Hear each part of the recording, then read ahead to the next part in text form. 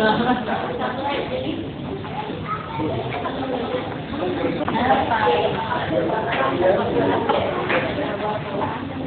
sekolah SD-nya ya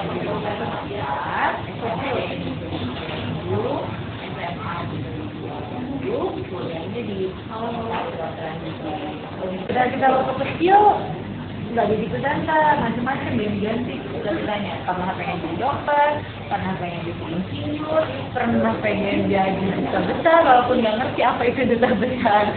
Nah makanya Teteh buat buku Aku Ingin Menjadi Presenter supaya adik-adik bisa punya pilihan.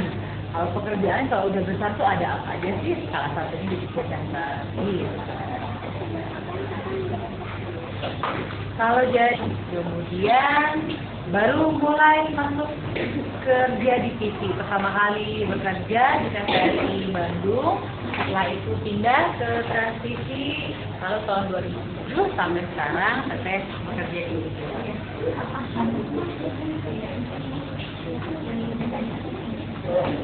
Jadi presenter senang kalau tidak menyertakan itu karena pergaulan luas, kemudian juga pengetahuannya lebih bertambah luas. Karena kan kalau jadi presenter itu pekerjaannya membagi informasi kepada sebanyak orang. Nah, kalau kita mau berbagi informasi, maka kita harus punya banyak informasi kan. Jadi secara langsung dan tidak langsung pengetahuan kita jadi bertambah. Teman-teman juga jadi banyak sekali dari berbagai kalangan yang warna-warni dan sangat variatif. Jadi presenter TV sudah 7,5 tahun. Sebelumnya kakak pernah ikut gitu nggak? Kalau misalnya udah sampai jadi yang sekarang ini? Teteh termasuk orang yang mengalir, menjalani kehidupan termasuk pekerjaan, tetapi mengalir dengan tetap berusaha maksimal memberikan yang terbaik dalam setiap bidang yang Teteh kerjakan. Termasuk pada saat Teteh memutuskan kerja di bidang podcast, di bidang hiburan, sebagai presenter TV, Teteh berusaha memberikan yang terbaik yang Teteh miliki dan Teteh yakin Teteh punya potensi supaya bisa bermanfaat lewat dunia Teteh. Karena kan yang paling penting dalam pekerjaan itu kita bermanfaat untuk orang banyak. Jadi presenter, Teteh berusaha suka-dukanya, sukanya banyak, diantaranya pada Teteh tanya tadi kan, Teteh bilang sukanya pergaulan luas, masyarakat luas, kemudian bisa datang ke tempat-tempat yang belum pernah dikunjungi sebelumnya. Kalau suka, kadang-kadang merasa capek, lelah fisik, ya, tapi itu semua sudah membuat semangat Teteh turun.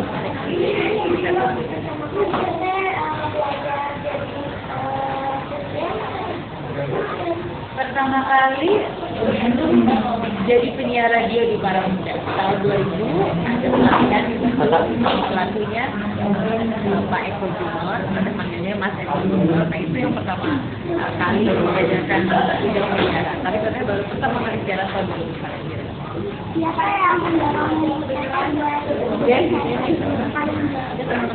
yang paling mendorong diri sendiri, karena Teteh yakin kalau motivasi itu yang paling baik dari diri sendiri, bukan dari orang lain. Jadi kalau kita punya keinginan, itu adalah keinginan pribadi sehingga mengerjakannya dengan penuh kesenangan, dengan penuh kegembiraan. Nah, Teteh yang ingin jadi presenter, Teteh tidak pernah ada yang menyuruh jadi presenter.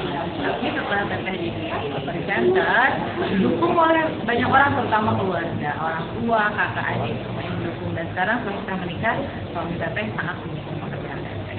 Apa yang membuat Teteh suka sama bukan presenter karena tantangannya banyak, kemudian kehidupannya sangat, kalau anak sekarang bilangnya seru jadi presenter itu. Itu yang apa kesan-kesan yang selama menjadi presenter? kesannya banyak, terutama kalau melakukan peliputan atau mewawancarai berbagai narasumber. Jadi misalnya dengan wawancara Wakil Perdana Menteri dari Malaysia, kemudian Presiden Republik Indonesia, Presiden, kemudian banyak menteri, banyak politisi, tapi juga ada pengusaha, ada pelajar-pelajar berprestasi. Nah itu semua mengesankan dan sekali lagi memang selalu berhubungan dengan apa yang saya sampaikan bahwa jadi presenter mungkin seperti sekarang nih, Ustaznya kan karena jadi presenter ketemu adik-adik wartawan cilik yang jadi calon-calon penerus teteh dan harus lebih baik dari teteh ke depannya.